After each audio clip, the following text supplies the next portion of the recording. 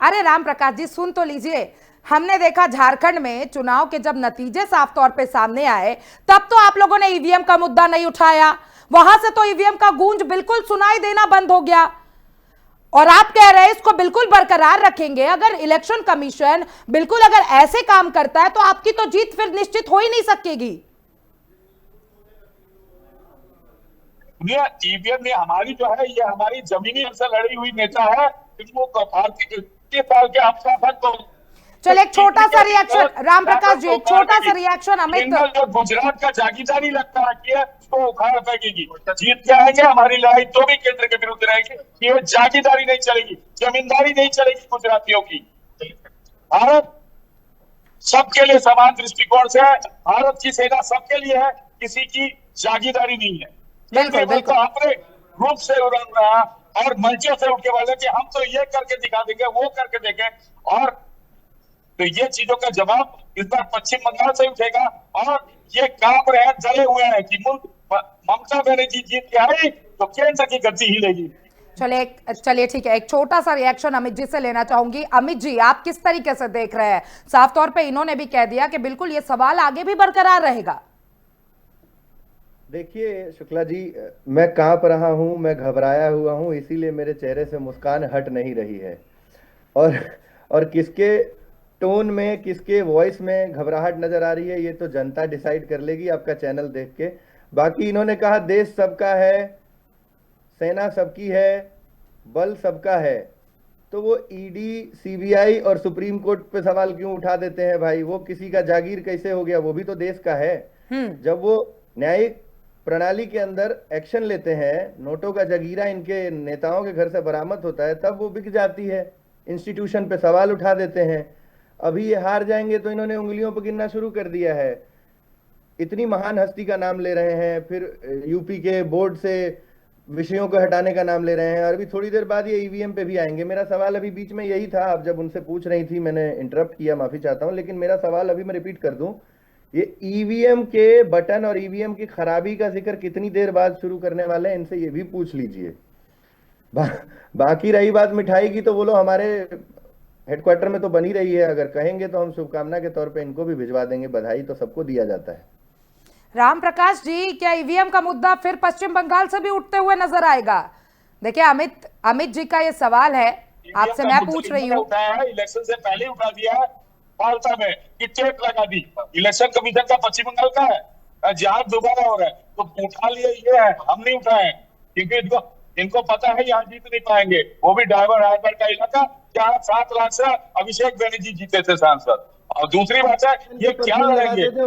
इससे पहले संदेश काली ने और उस महिला को टिकट दिए और हमारे प्रधानमंत्री की फोन पर बात कर रहे हैं, समझे? तो ये जो ये प्ले कार्ड खेलते हैं ना, ये प्ले कार्ड बंगाल में नहीं चलेगा, कि बंगाल की महिलाएं जानती हैं इनको, है इनके दोहरे चरित्र को बंगाल की महिलाओं ने अच्छे से पहचान रखा है। और ये बताइए, वो आरजी कर लेके आप जो बार बार बोलते हैं, देख रहा है।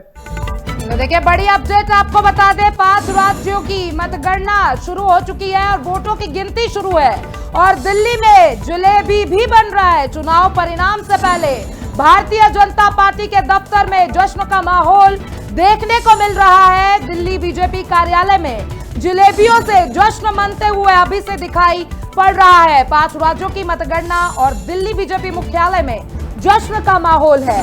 तो देखिए वोटों की गिनती शुरू हो चुकी है। चलिए आप दोनों के पास मैं फिर एक बार आऊंगी, इससे पहले हम चलते हैं न्यूज रूम से। शर्मिला चौहान हमारे साथ जुड़ चुकी है। शर्मिला, जलेबी बननी शुरू हो गई है, जलेबी बनकर तैयार हो चुकी है इनफैक्ट, और बहुत ज्यादा खुशी और बहुत ज्यादा उत्साह देखने को मिल रहा है बीजेपी के खेमे में। बीजेपी के यहाँ की अगर हम बात कर ले तो बीजेपी के कार्यालय में दिल्ली में भी बहुत जश्न देखने को मिल रहा है, और कोलकाता की तो बात ही छोड़ दीजिए, पश्चिम बंगाल में बीजेपी का उत्साह जो है वो चरम पर है। ऐसे में हम अपने सहयोगी आस्था के पास जाएंगे और जरा जानना चाहेंगे कि अभी अगर जो मुकाबले की बात कर ले तो कौन आगे कौन पीछे चल रहा है, क्योंकि वोटों की गिनती लगातार हो रही है। तो ऐसे में अभी कुछ भी निष्कर्ष निकालना वो गलत होगा कि ये जीत रही है, अभी लगातार रुझान आ रहे हैं। तो फिलहाल क्या रुझान है आस्था? अगर हम पश्चिम बंगाल की बात करें तो पश्चिम बंगाल में टीएमसी और बीजेपी में लगातार टक्कर देखी जा रही है। टीएमसी अभी 108 से आगे हुई। अगर हम बीजेपी की बात करें तो 123 से बीजेपी अगर आगे है। और अगर हम हॉट सीटों की बात करें तो नंदीग्राम और भवानीपुर से दोनों ही सीटों से शुवेंदु अधिकारी आगे चल रहे हैं और बीजेपी खेमों में उत्साह देखा जा रहा है। वही अगर हम असम की बात करें तो असम में भी बीजेपी बड़ी बहुमत से आगे चल रही है। और अगर हम पुडुचेरी की बात करें तो पुडुचेरी में भी बीजेपी आगे चल रही है। और आपको बता दें कि फाल्ता सीट में पश्चिम बंगाल की फाल्ता सीट की बात करें तो फाल्ता सीट में अभी चुनाव होना है। उसके बावजूद भी पश्चिम बंगाल में बीजेपी और टीएमसी में कड़ी टक्कर देखी जा रही है। बिल्कुल, तो बीजेपी और टीएमसी में कड़ी टक्कर देखने को मिल रही है अंकिता। ऐसे में बहुत ही दिलचस्प मुकाबला है, खासतौर पर पश्चिम बंगाल में सभी की निगाहें हैं। और ऐसे में हम बात कर लेते हैं, हमारे साथ हमारे खास मेहमान भी जुड़े हैं न्यूज रूम से हमारे साथ अजय जी। अजय जी, मुकाबला बहुत दिलचस्प है, कभी टीएमसी आगे कभी बीजेपी पीछे, क्या लग रहा है इस पूरे सिनेरियो को देखने के बाद? देखिए, जो रुझान है वो स्पष्ट बतला रहे हैं। लगभग 25 सीटों का अंतर आ रहा है रुझान में जो बीजेपी आगे। तो अगर टीएमसी बहुत भी कवर करेगी तो 25 सीट इतना आसान नहीं है। इसके अलावा वहाँ पे निर्दलीय और कांग्रेस को भी और वाम को भी 1-2 सीटें मिल रही। तो कुल मिलाकर के सरकार बीजेपी की ही बनेगी, इसमें कोई बट नहीं। अब सबसे बड़ी बात आ रही है कि भवानीपुर से पीछे होना ममता बनर्जी का, और उन क्षेत्रों में होना जहाँ पे उनका गढ़ था। इतनी ममता बनर्जी ने मेहनत की है।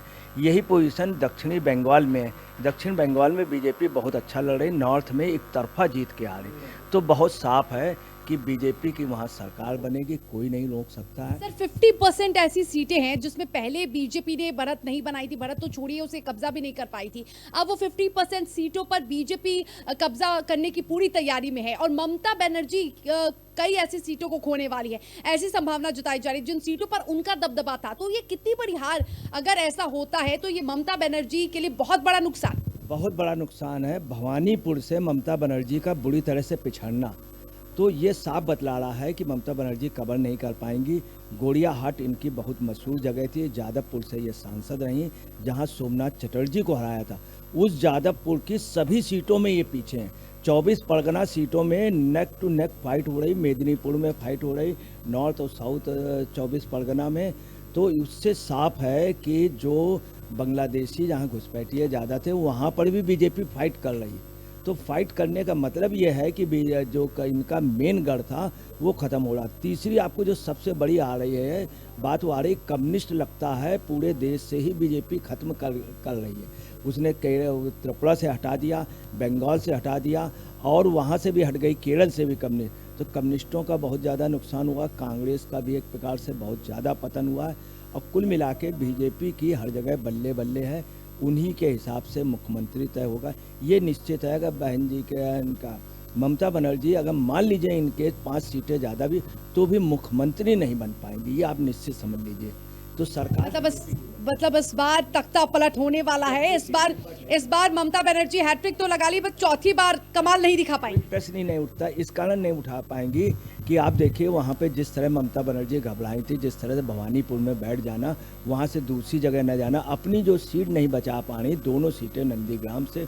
अब आप अंदाज लगा लीजिए, लगभग 1500-1600 वोट से नंदीग्राम में पहले हारी थी और आज की डेट में लगभग 50,000 से नंदीग्राम में हारने जा रहे। फर्स्ट राउंड में 3000 वोटों से आगे थे शुवेंदु अधिकारी। यही पोजीशन भवानीपुर में। अब 24 परगना जैसी सीट, गोड़ियाहाट जैसी सीट, इंग्लिश बाजार जैसी चीज़, तो कुल मिलाकर के ममता बनर्जी का हार निश्चित है। सरकार बनाना अब जो है इधर करीब 14 साल से जैसे कांग्रेस बना लेती थी वैसे भाजपा भी जानती है। इन केस अगर ये कुछ सीटें कम भी होंगी तो भाजपा की ही सरकार बनेगी। दक्षिण 24 की बात करें, दक्षिण परगना की जो सीट है उस पर बीजेपी कभी भी कमाल नहीं दिखा पाई है। यदि बीजेपी नहीं भी जीत पाती है लेकिन उसके सीटों में बढ़ोतरी होती है तो भी क्या ये बीजेपी की जीत मानी जाती है? तो देखिए, बड़ी अपडेट आपको बता दें कि शुरुआती रुझान में भारतीय जनता पार्टी अध्यक्ष साफ तौर पे आगे चल रहे हैं और उनका बड़ा बयान सामने आया है कि ये तो अभी शुरुआती रुझान है, उतार चढ़ाव, नतीजे बदलते रहेंगे। बीजेपी सरकार गठन को लेकर भरोसा जताया है। तो साफ तौर पे बता दें कि शुरुआती रुझान में बीजेपी अध्यक्ष का ये बयान सामने आया है। ये तो सिर्फ अभी शुरुआती रुझान है। साफ तौर पे उन्होंने कहा कि उतार चढ़ाव के बाद नतीजे बदल सकते हैं। तो बीजेपी सरकार का गठन को लेकर उन्होंने साफ तौर पे भरोसा जताया है। तो आपको बता दें कि सामिक भट्टाचार्य का ये बड़ा बयान सामने आया है और उन्होंने कहा कि ये तो अभी बस शुरुआती रुझान है, नतीजे बदलते रहेंगे, उतार चढ़ाव देखने को मिलता रहेगा। लेकिन भारतीय जनता पार्टी इस बार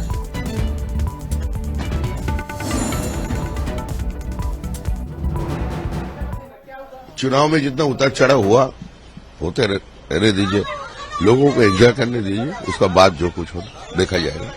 सरकार बनना निश्चित है। तो एक बार और रुक कर लेते हैं न्यूज रूम से शर्मिला चौहान का। शर्मिला, देखिए साफ तौर पे ये बड़ा बयान सामने आया है। एक तरफ जश्न का माहौल देखने को मिल रहा है और दूसरी तरफ भवानीपुर सीट से ममता बनर्जी आगे चल रही है। बिल्कुल बिल्कुल, देखिए रुझानों में बीजेपी सबसे बड़ी पार्टी बनकर उभरते हुए नजर आ रही है और जश्न पश्चिम बंगाल में भी मन रहा है, जश्न दिल्ली में भी मनाया जा रहा है। अब बीजेपी, या तो हम कहें कि बीजेपी को अनुमान हो गया या फिर आप जो बोल रही थी ओवर कॉन्फिडेंस, बीजेपी इस बात को लेकर पूरी तरह से आश्वस्त है, पूरी तरह से अब वो आश्वस्त हो चुकी है कि इस बार उनकी जीत पश्चिम बंगाल में तय है। ऐसे में हम बात कर रहे थे अपने खास मेहमान अजय जी से। अजय जी, इस बार बीजेपी पूरी तरह से आश्वस्त है। एक तरफ जहां जलेबियां बन रही हैं, दिल्ली में बनकर तैयार हो चुकी है, मतलब ये साफ है कि अब तो जलेबी बंटने वाली है, ये उनको लगता है। पश्चिम बंगाल में भी हम तस्वीरें देखें, शुभेंदु अधिकारी की बात करें तो वो लगातार मत्था टेकने के बाद वॉर रूम में, बीजेपी ने खास वॉर रूम बनाया है, वहां पे बैठ के वो देख रहे हैं, क्योंकि वहां भी वो आगे चल रहे हैं। शुभेंदु अधिकारी ममता बनर्जी को एक बार फिर से यदि पटकनी देते हैं तो शुभेंदु अधिकारी के लिए ये बहुत बड़ी बात हो जाएगी। देखिए, शुभेंदु अधिकारी, चूंकि जब से शुभेंदु अधिकारी आए तो बीजेपी बहुत मजबूत हुई। बंगाल में ममता बनर्जी जो जानी जाती थी सिंगूर की वजह से और नंदीग्राम की, दो ही जगह आंदोलन इनके चले थे जो टाटा के अगेंस्ट में थे और दोनों जगह आंदोलन पे ये पस्त हो गए क्योंकि शुभेंदु अधिकारी। अब आप अंदाज लगा लीजिए, दिल्ली में जेएनयू में अगर भाजपा का कोई नेता जिसका सबसे ज़्यादा वर्चस्व है तो सिर्फ शुभेंदु अधिकारी है, जिसका जेएनयू में सम्मान होता। उनके फादर शिशिर दादा बहुत अच्छे बोल रहे हैं, कुल मिला के यही चीफ मिनिस्टर बनेंगे। बीजेपी की मजबूरी है और ममता बनर्जी के लिए सबसे ज़्यादा का फाइट किसी ने की है। और कल आज की जो स्थिति हम आपको बता रहे हैं, यही बीजेपी की स्थिति ये थी, अग्निमित्रा पाल और ख़ास तौर से शुभेंदु सरकार, ये लोग वहाँ पीट दिए गए। एक और बड़ी अपडेट आपको बता दें, पश्चिम बंगाल में बीजेपी सबसे बड़ी पार्टी बनकर उभर रही है। बड़ी अपडेट, पश्चिम बंगाल में भारतीय जनता पार्टी सबसे बड़ी पार्टी बनकर उभरते हुए नजर आ रही है। और ये बड़ी अपडेट है क्योंकि कांटे की टक्कर टीएमसी और भारतीय जनता पार्टी के बीच में देखने को मिल रही है। तो देखिए, पश्चिम बंगाल में भारतीय जनता पार्टी सबसे बड़ी पार्टी के तौर पे सामने आ रही है। तो देखिए, साफ तौर पे भारतीय जनता पार्टी लगातार पश्चिम बंगाल में बढ़त बनाए हुए है। टीएमसी भी जोरदार टक्कर दे रही है भारतीय जनता पार्टी की। एक बार और लुक कर लेते हैं शर्मिला का। शर्मिला, देखिए, भारतीय जनता पार्टी सबसे बड़ी पार्टी के तौर पे पश्चिम बंगाल से उभरते हुए नजर आ रही है। बिल्कुल बिल्कुल, अगर हम बात कर ले बीजेपी की तो भारतीय जनता पार्टी सबसे बड़ी पार्टी रुझानों में उभर कर आ रही है। ऐसे में अब जश्न भी हम देख रहे हैं, अलग अलग जगहों पर बीजेपी इसको लेकर जश्न मना रही है। अजय जी से लगातार हम बातचीत कर रहे थे, यही हम बातचीत करने की कोशिश कर रहे थे कि किस तरीके से शुभेंदु अधिकारी ने बीजेपी को फायदा पहुंचाया है। शुभेंदु अधिकारी अगर इस बार भी ममता बनर्जी को पटकनी देने में सफल हो जाते हैं तो शुभेंदु अधिकारी बीजेपी के सबसे भरोसेमंद हो जाएंगे। देखिए, शुभेंदु अधिकारी को इनकी बनाना मजबूरी होगी। शुभेंदु अधिकारी के फादर का इतना सम्मान है, वो सांसद है और उनसे कांग्रेस में तब भी कांग्रेस के लोग उनकी बड़ी इज्जत करते हैं, भाजपा के लोग इज्जत करते हैं। और यही नहीं, आपको बताना है कई ऐसे मामले हुए कि जहाँ पे शुभेंदु अधिकारी का पूरा परिवार राजनीति में है और बहुत अच्छी पब्लिक सर्विस है उनकी। पूरे जो आंदोलन टीएमसी के जो मेन हुए हैं उसमें शुभेंदु अधिकारी मेन थे। तो ये एक ऐसे शख्स को इन्होंने बीजेपी ने तोड़ लिया है। अब है खासतौर से सुकांत मजूमदार, वो भी पहले ही कह चुके हैं कि शुभेंदु अधिकारी के लिए उन्होंने मान लिया, भाजपा ने भी मान लिया है शुरू से। जिस तरह से शुभेंदु अधिकारी जुड़े और शुभेंदु अधिकारी सेकुलर लीडर थे और जिस तरह से उनका हिंदुत्व के प्रति वो रहा, भाजपा की पूरी आइडियोलॉजी, ये दो नेता खास तौर से असम के चीफ मिनिस्टर वो भी कांग्रेस के थे और ये भी जो थे ये पहले कांग्रेस में थे, फिर टीएमसी में थे, शुभेंदु अधिकारी। दोनों लोगों ने जिस तरह से भाजपा को अपनाया और भाजपा के फायर ब्रांड नेता हो गए, असम के चीफ मिनिस्टर ये, तो इनको ही चीफ मिनिस्टर बनाएंगे। इनके पास कोई विकल्प नहीं, कोई लीडर भी ऐसा नहीं है जो संभाल ले। बिल्कुल। तो देखिए अंकिता, अगर शुभेंदु अधिकारी इस बार भी ममता बनर्जी को पटकनी दे देते हैं, मात दे देते हैं, तो ये बहुत कम ऐसा होता है कि किसी राज्य के मुख्यमंत्री को एक नहीं 2 बार पटकनी देना, बार बार उनको हार का सामना करना पड़ता है। ठीक है शर्मिला, एक बार हम फिर रुक कर लेते हैं भारतीय जनता पार्टी से। हमारे साथ अमित पांडे जी जुड़े हुए हैं। अमित जी, देखिए पश्चिम बंगाल में भारतीय जनता पार्टी सबसे बड़े पार्टी के तौर पर उभरते हुए नजर आ रही है, क्या कहना चाहेंगे आप? पश्चिम बंगाल में कौन सबसे बड़ी पार्टी के रूप में निकल के आ रही है? भारतीय जनता पार्टी। तो फिर तो आपने मुहर लगा ही दी है, फिर मैं क्या टिप्पणी करूं? देखिए साफ तौर पे अमित जी, देखिए एक बड़ी अपडेट आपको बता दें, शुभेंदु अधिकारी ने बड़ा दावा कर दिया है, बंगाल में बनने जा रही है भारतीय जनता पार्टी की सरकार। तो साफ तौर पे आपको बता दें कि यह बड़ा दावा शुभेंदु अधिकारी द्वारा किया गया है और साफ तौर पे उन्होंने कह दिया है कि बंगाल में भारतीय जनता पार्टी की सरकार बनने के लिए पूरी तरीके से तैयार है और इस बार भारतीय जनता पार्टी की सरकार बनने वाली है। तो देखिए अमित जी, साफ तौर पे ये बहुत बड़ा दावा है। शुभेंदु अधिकारी कहीं जल्दी तो नहीं कर रहे ये दावा करने में, क्योंकि ये बहुत बड़ा दावा के तौर पे देखने को मिल रहा है।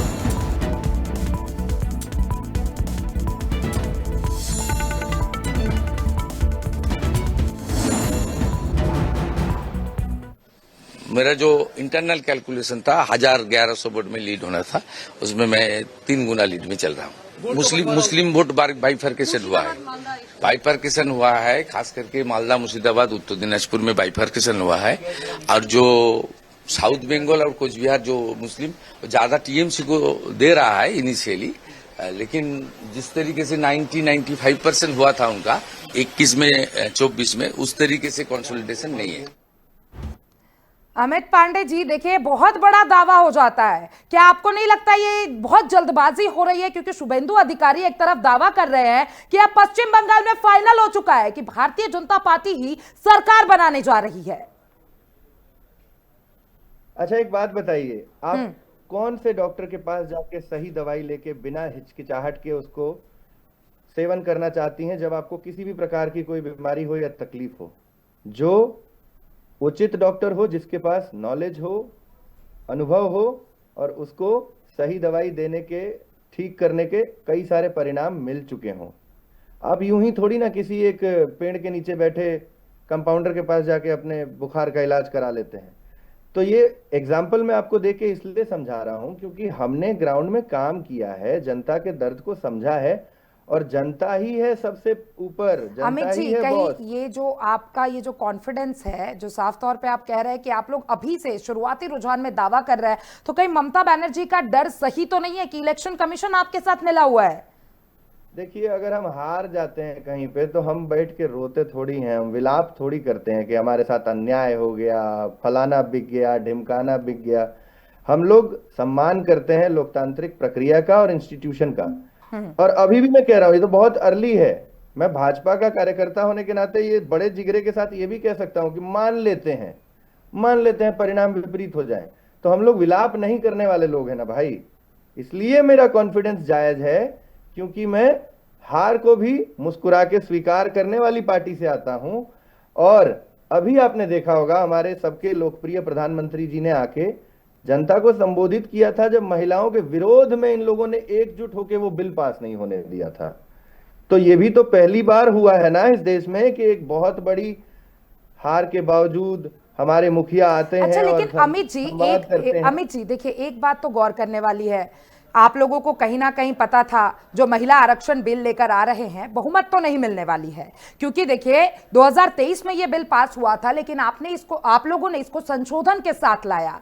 तो कहीं ना कहीं ये जो खेला किया गया है ये आपके पक्ष में जाते हुए दिखाई दे रहा है, क्योंकि अब तक जो रुझान सामने आया उसमें भारतीय जनता पार्टी बढ़त बनाए हुए है।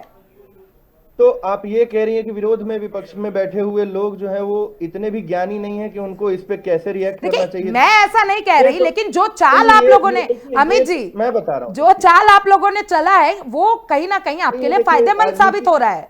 राजनीति में लोग आरोप प्रत्यारोप लगाते रहते हैं, उसका आधार समझने के लिए जनता अब सजग हो चुकी है। डिजिटल एरा है, अब हर घर में चाय की चुस्की के साथ छोटे छोटे बच्चे भी राय देने लगे हैं। ये वो दौर चला गया जब लोग बोलते थे राजनीति की बात नहीं करेंगे, बोरिंग टॉपिक है। आजकल जेन जी बैठ के पॉलिटिक्स डिस्कस करते हैं और जेन अल्फा भी बैठ के सुन रहे हैं, आगे चल के वो भी इसका आधार बनेंगे। तो अब ये जनता को मूर्ख समझने वाले लोग जो है ना, वो लोटा लेके कहीं निकलेंगे। आप चिंता क्यों कर रही हैं आप? लेकिन हाँ, ये तो मानना पड़ेगा कि ममता बनर्जी ने जोरदार टक्कर तो दे रही है, क्योंकि जिस तरीके से 3 बार से वो मुख्यमंत्री रह चुकी है, आप लोगों के लिए भी काफी टफ होगा पश्चिम बंगाल में अपना दबदबा बनाना। ममता बनर्जी जी जोरदार टक्कर दे रही हैं क्योंकि वो अपने जो टेक्निक्स हैं उस पर कॉन्फिडेंट थी ना। कहीं बम मरवा देना, कहीं किसी का हाथ कटवा देना, कहीं किसी पे डंडे बरसवा देना, कहीं किसी के घर में जाके घुस के धमका देना कि कल तुम दिखोगे ही नहीं। ये सारी चीजें इस बार विफल हो गई हैं, इसलिए उनको ज्यादा घूमना पड़ा है, इसलिए ज्यादा रैलियां करनी पड़ी हैं और इसीलिए वो बौखलाई हुई इधर उधर टहलती हुई भी नजर आती हैं। लेकिन हाँ, वो जब हार जाएंगी तो वो या उनकी पार्टी के कार्यकर्ता मुस्कुराते हुए हार को स्वीकार नहीं कर पाएंगे। वो लोग अलाप शुरू कर देंगे और उसके कुछ छींटे आपको अन्य चैनलों पे दिखने शुरू भी हो गए। देखिए अमित जी, साफ तौर पे इस बार आप लोगों ने जो आपके स्टार प्रचारक है, चाहे योगी आदित्यनाथ हो या फिर प्रधानमंत्री नरेंद्र मोदी हो, प्रधानमंत्री नरेंद्र मोदी ने जहां से झालमुड़ी खाई थी, आज वो जो झारग्राम सीट है वहां से भारतीय जनता पार्टी आगे चल रही है। तो कहीं ना कहीं जो आप लोगों ने अपने स्टार प्रचारक का इस्तेमाल किया है वो कहीं ना कहीं अब असर दिखाना शुरू कर चुका है। ठीक है, मान लेते हैं हमने किया है, तो इनको किसने रोका था? ये भी कर लेते। इन्होंने कुछ क्यों नहीं किया भाई? डराने धमकाने और थ्रेटन करने के अलावा भी तो ये सारी चीजें थी ना। जनता को प्यार मोहब्बत से भी तो मिलके आप उसके दुख दर्द को समझ सकते हो ना। 4 तारीख के बाद मर्द का बच्चा हो तो रुक जाओ, ये सब बोल के आपने क्या किया है? अपने पैरों पे कुल्हाड़ी नहीं मारी है तो और क्या किया है बताइए? हमारा देश दुनिया की सबसे पुरानी विरासत है जहां संस्कारों को सबसे ऊपर रखा जाता है। हमारा देश जहां एक चीर को हाथ लगाने से महाभारत हो गई थी। हमारा देश जहां बुजुर्गों को हम होली में पैर पे गुलाल रख के प्रणाम करते हैं। ये किस तरीके की भाषा थी कि मर्द का बच्चा हो तो 5 तारीख को रुको? जनता सुनती है और उसके बाद उसका जब दिल दुखता है तो वो बटन दबा के जवाब देती है। हाँ, लेकिन जब जवाब देगी तो रोना नहीं चाहिए, उसको स्वीकारना चाहिए कि हाँ हमसे गलती हुई। और 5 तारीख को अब ये देखने वाली बात है कि हारने के बाद आके क्षमा मांगेंगे या फिर अभी भी ईगो में उड़ते रहेंगे। वो उनके संस्कार पे छोड़ता हूं, उनके विजडम पे छोड़ता हूं। हम लोग अभद्र लोग नहीं हैं और सौभाग्य से अभी हम तीनों ऐसे परिवार से दिख रहे हैं जहां हम लोग शालीनता का ही जिक्र कर रहे हैं।